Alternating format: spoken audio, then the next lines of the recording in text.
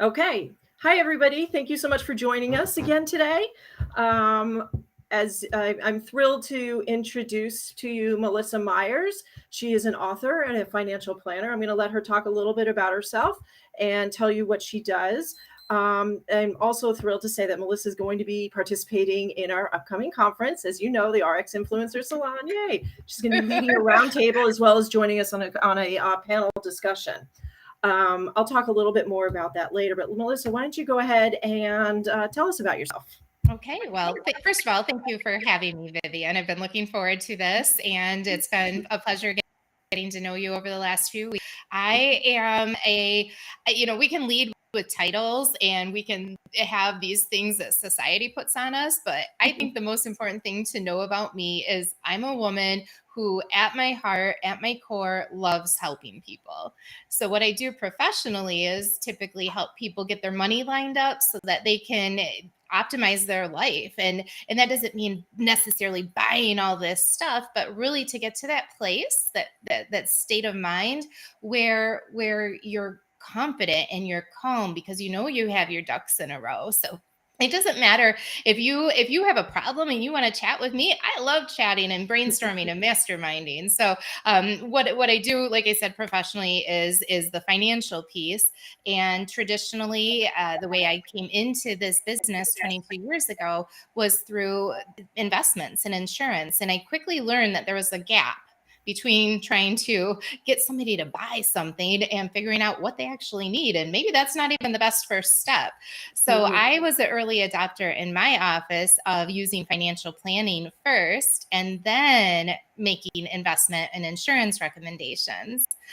Fast forward now, 22 years later, I've created a separate business where I am able to help more from an empowerment, education standpoint, making sure that an individual has their financial foundation built good and strong so that the money piece, the technical part of it, that just seems more easily to fall into place. So I recognized a gap and I'm filling that. And I think a lot of the people that you know and are inviting to the salon are in that same space.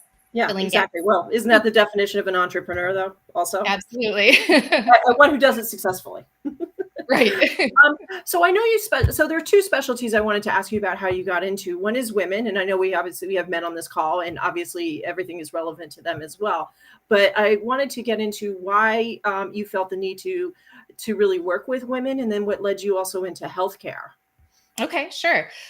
Working with women, that just kind of evolved naturally. I didn't understand it at first. So as to why I needed to, from a marketing, from an advertising perspective, any type of coaching I was getting into where I was being coached, I was being told, you need to find a niche. You need to you can't work with everybody. And at that point I was naive and thought, well, sure, I can.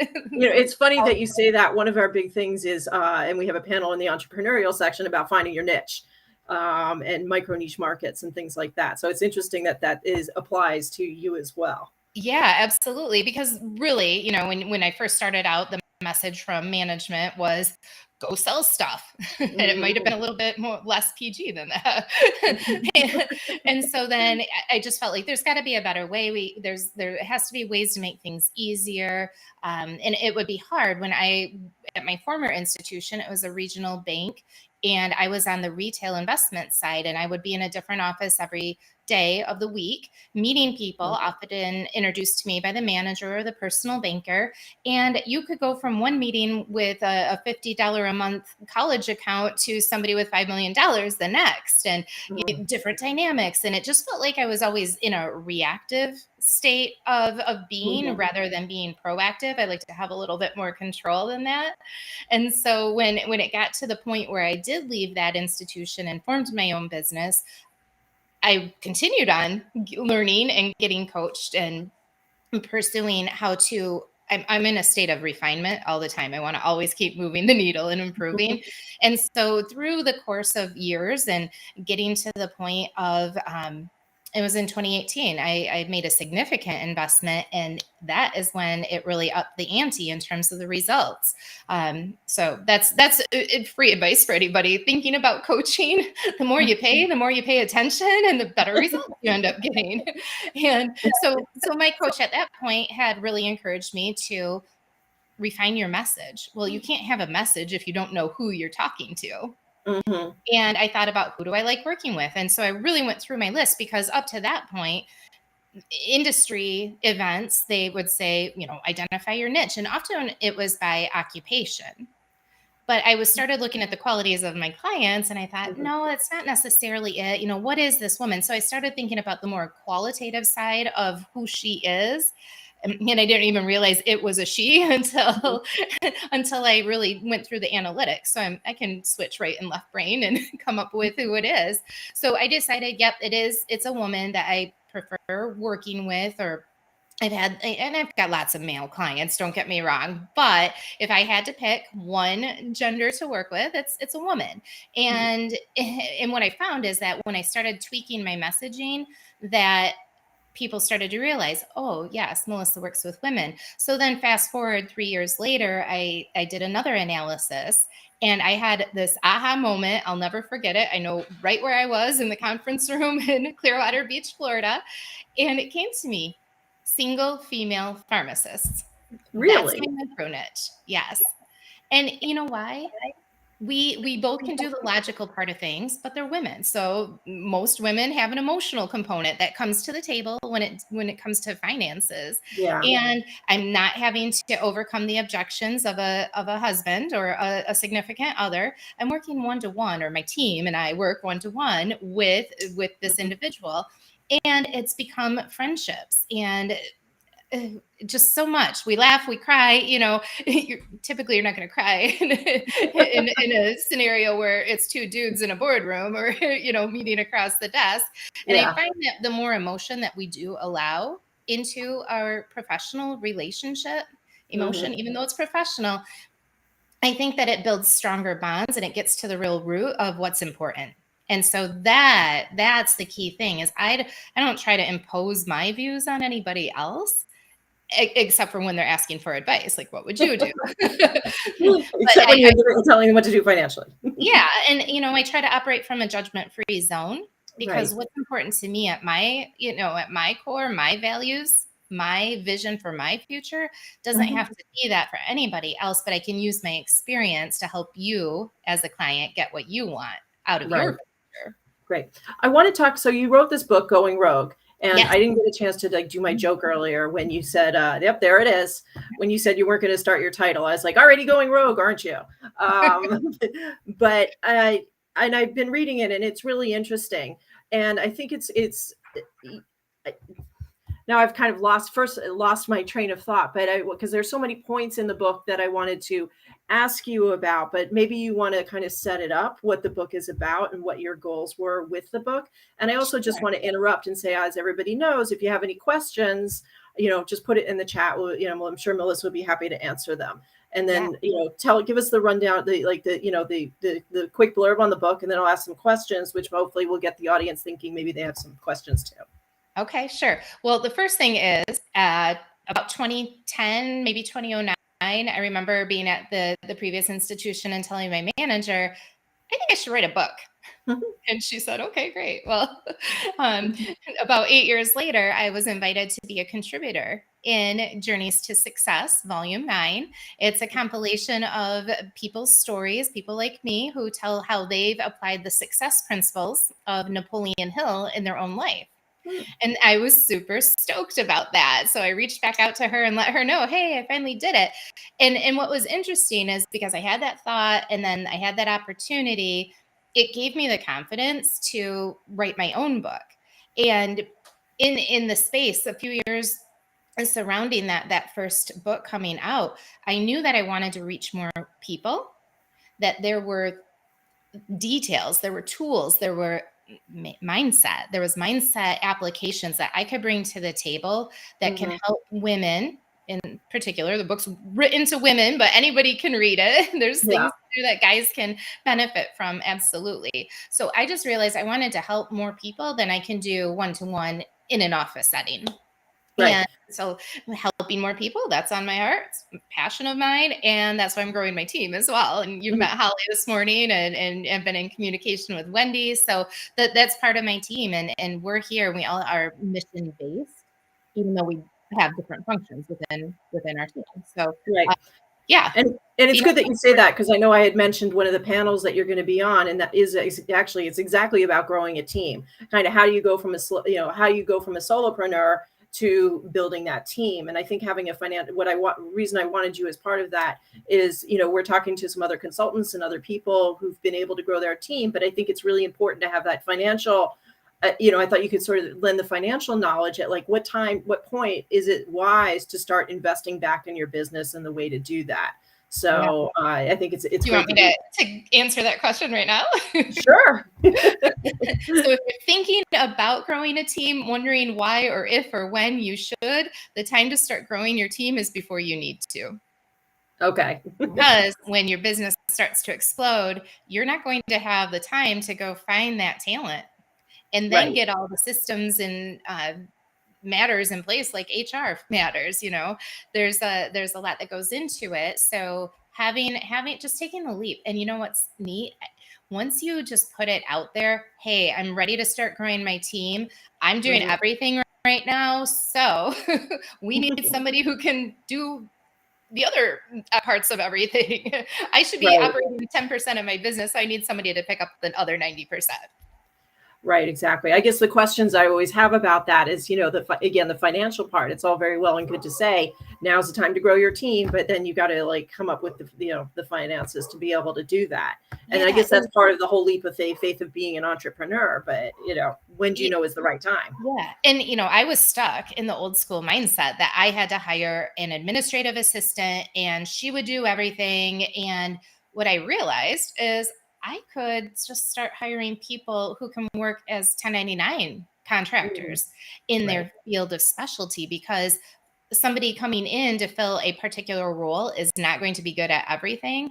And so that's what it's been 4 years now, I think, that I had hired an intern for the summer, and he did my social media marketing. Well, 4 years later, he and I had another conversation, and he's back on my team. Working remotely a few hours a month. It's neat how that can happen. And another conversation with Wendy, who you know, I recognize where her talents lie and will continue to improve. And so we decided, okay, let's do this. We started out as friends. Let's leave as friends. So if it gets weird, so I wasn't going out and hiring, any recruiter or headhunter. I wasn't putting anything on any job boards. We were just having conversations. Right. And So I start think small. take it slow. And bringing Holly on board, her and I were having a conversation, and one thing led to another. So I do think that there are times, especially when it's something very technical, specialized, a particular educational skill set, that you need to reach out and get help with that talent recruitment. But oftentimes they might just be right in your backyard. Although it's funny, it reminds me, I was on, there's a compounding Facebook group that I'm sure half the people listening are part of. And I don't know if other people saw this, chime in if you did, but somebody posted that they wanted to open up a compounding pharmacy as a side gig. And everybody was like, wait, what? You can't do that, because, pharmacy is an intricate technical thing that takes a huge staff. And it's all great that you want to open up a pharmacy, but, it's not something that you just, like some of the other, we also talking to people in pharmacogenomics and other consultants in cannabis and things like that. I think we are more able to start slowly. If you're going to actually open up a pharmacy, it's like, no, you need the investment. But it was funny, people's reactions. Like, no, you don't open up a compounding pharmacy as a side gig. One of the things that you talked about in your book that I really like is assessing what your values are when it comes to financial planning. Like, what is it you want out of life, and where is it you want to go? And I'll let you expand about this a little more. But the question that I had is, so many goals in life can be in conflict. And I know you have a priority scale, but it's not always that simple. So I guess, I want you to explain why assessing your goals is key to a financial plan for your future. And then maybe we can talk a little bit about how you resolve conflict in those goals. Sure. Well, let's start with the concept of goals. Usually, there's some financial goal which precipitates with us meeting Mhm. as a client. And what I found is that there's this numerical component, money and a date, at which Mhm. point somebody's whole life changes. We're talking about retirement. That's the typical, reason why somebody's going to say, "Yeah, I better get with a financial planner." However, when you think about that big life change and Mhm. going from one phase of your life to something totally different, so many people have been caught up in working or taking care of the kids and working that they haven't really figured out at the end of the day what makes them happy. Mhm. And so what we do is we go through what's called a lifestyle analysis, where we take a backwards look only for a brief moment, but that backwards look, just like in the rearview mirror of a vehicle when you're driving, that backwards look gives so much insight as to where somebody is in their financial maturity and their emotional maturity, because we can tell by where money goes what somebody prioritizes. Mhm. And so in our first meeting together, we go through and we do this in the book. We don't, and this is a book about money, but it's not about investing in insurance. It's a book about getting all the tools And that you and I need. want to tell everybody it's a very fast and easy read and very helpful. Yeah, thank you. Mhm. Yeah, so we don't want somebody to start diving right into the numbers. We want you to get that qualitative state. We want you to understand, like, if money was no object, what's important to you? Mhm. And so many times when I ask that question, I get the response, "Well, I don't know. I guess I haven't really thought about it." Really. And so then we can dig deeper and peel back that onion. Well, do you want to work forever? Because some people are energized. I love working. I don't want to retire. I always want to be contributing and giving back. However, other people have things that they might like to do, but others think they just don't want the misery of whatever position they're in right now. Mhm. And so they're dreaming of retirement, but then they don't have a next step. Right. Other people will use their job as either a rationale or an excuse or just the reason why, like a limiting belief, why they can't spend more time with their grandkids. So family, relationships, faith. Well, I want to volunteer more, giving back. I want to get in better shape. I want to improve my health. My mom is my motivation because she's got significant health conditions and I want to live well beyond the age that she is right now. I want to celebrate my 100th birthday. So I invest in my own time to invest in my health. So there's Mhm. different components that people can really start to dig into and figure out what's important. And once we know those things and we know what that rear view mirror looks like, we can then, and oftentimes it becomes self-apparent. We Mhm. don't have to suggest, well, you might want to shift this piece here or that piece there. It just works itself out once you have those two pieces of clarity. So Right. first part of the book, 3 chapters, we don't even talk about money. And I know then you get into it, and and you say also that you should what is it? Categorize everything so you get a very clear picture of where you're spending your money. And I guess that ties into the goals, Yeah, so I and like then to in the suggest future. budgeting without a budget. Hmm. So if you know where you spent your money and you know what you want to shift, you can create what I call sunny day funds. I always like to, because I go rogue, I like to flip it. So why create a rainy day fund? Who wants a rainy day? I want the positives. I want a sunny day fund. So yeah, things that you know for sure are going to happen can go into a sunny day fund. I'm a big proponent of all cash all the way. So my vehicles, I pay my own car payment to myself. So when I'm ready to buy a new vehicle, I've got the cash. Same thing with auto insurance and maintenance and repairs. It all goes into the auto account. Same thing with the house.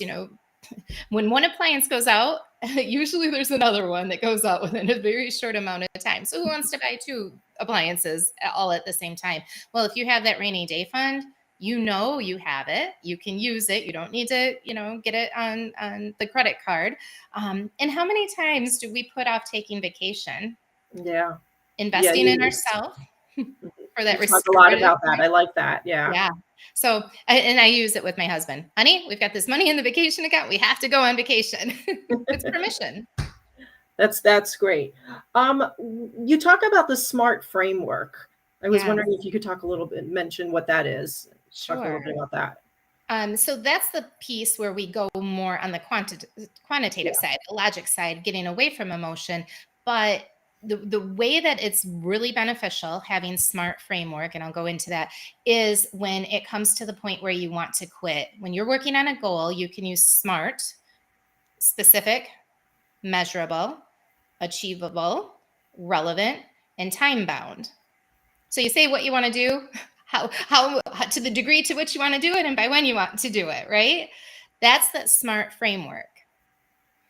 When you want to quit, that is when knowing why you set that goal in the first place becomes transformational. Mm-hmm. If you set a goal that's big enough, I like to call them BHAGs, big, hairy, audacious goals. Yes, I love that. You've got a BHAG. There's a reason, right? Nobody's just sets BHAGs for the fun of it. Well, for the fun of it, but not just because. There's a reason. There's a why. There, and that's the motivation. So Mhm. I like to pair the why, the motivation with the goal, and having Right. that SMART framework. It keeps you accountable. And a lot of people say, well, I don't want to make a goal because what if I don't achieve it? Then I'll feel bad. Well, what if you achieved half of it? Wouldn't that be better than not Yeah. achieving any of it? So that gets I was into gonna that. say, And then and the BHAG could be something. I know you mentioned boating in your thing, which is yes, awesome because I also I like to sail. So your BHAG could be a giant yacht or something like that, right? I mean, it doesn't have to exactly. be business oriented or anything. It just be something that you want, right? Right. And that's another thing. So going back in time, 10, 12 years or so, I had a goal that I wanted to pay off my house before I was 40. What I was missing at that point, I didn't have a why other than, like, hey, I made this goal. In the Seems last like a 10 good years, I've idea. learned that goals without purpose are kind of superfluous. But just having that goal, something to fixate on, to focus on, to keep moving toward that goal, Mhm. you get results. Right. So I told you these are supposed to be 15, 20. We're way already over 20 because it's been so great. I don't know. Do you want to have any kind of any final thoughts on investing? I mean, what is it that you'd like? Why don't you tell us what people, I think it's wonderful you do give away the proceeds of your book. So tell people what it is that you Oh, yeah. would like people to take away from the book. And also I'd like to hear why why it is that you do that. Okay. Well, I believe that once you get your financial house in order, it frees you up mentally to be able to do what you say you want to do, which is give back and be more generous and spend more time with your family and friends and those that you love. So that's the real reason. I want people to be in their ideal state of mind, their ideal life. And when you're there, you can bless others. So in writing the book, I decided, hey, this is a book that I'm not here to write it to make millions of dollars. I'm here writing this book day by day when I want to quit. I'm writing this book because I want to change lives. I want women to be empowered with their finances. I don't want them to feel like they're not good with money, or they have to do it all on their own. I'm carrying it all on my own shoulders. I don't have somebody else. So my goal was to help give them that framework. Part of the framework is the suggestion of having a team. We're not Mhm. all perfect at everything. We can't be. So part of that is giving you all those tools and resources and ideas so that you can escape bad situations and really optimize when things are going in the right direction. And so I decided early on, because I serve women, that to I will give all the proceeds from the book to nonprofits that serve women. And Right. this You had year, identified, you spoke about one specifically that really sounded like a great organization, I think, didn't yeah, you? and it's the organization that is receiving all of the proceeds from 2022 sales. It's Mm. WWK. You can check it out at wwk.com, or Women Knife Throwers. You can Google it, go on Facebook. But what WWK is it's an organization that was founded by my friend Kelly Grove here in West Michigan. Mm-hmm. She decided that she wanted to get a group of girls together and throw knives while their husbands were off doing their thing for the night. Well, this That's is more insane. just, yeah, like, let's go have some fun, girls. So they did, throwing knives in their backyards. Now it is the largest in the world all women's knife throwing organization.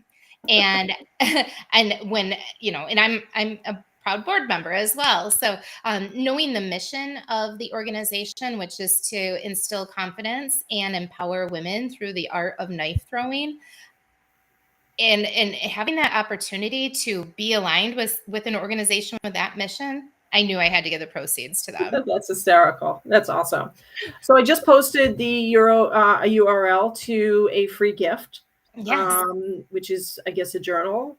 Yeah, it's a money mindset journal. There's 9 different journal prompts in there.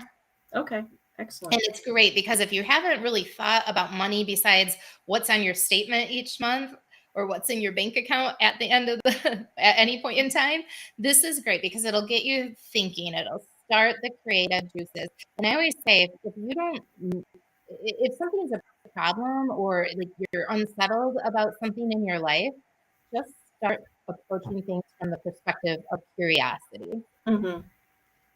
Curiosity opens doors, it provides answers, and it brings forth connections of people that need to be connected here in our world. Excellent. Thank you. Yeah. So I just want to say, obviously, like I said, Melissa's going to be at the event, the RX Influencer Salon, in October 24th and 25th in St. Louis. So you guys can come and talk to her there. And I'm sure you can also reach out to her on LinkedIn if you want. What's your, how can they reach you on LinkedIn? At Melissa Myers. Okay. I think Wendy may have changed it. It might be Melissa Skira Myers. At Yeah, you any want me rate, to look? Melissa Myers, and Myers is Myers. But you can also reach us on Instagram and Facebook at Ask Melissa Myers. Excellent. All right. Well, thanks very much. It's been great chatting with you. Awesome, Vivian. Thanks for having me. I look forward to seeing you and all the other people in our world now here in a couple months.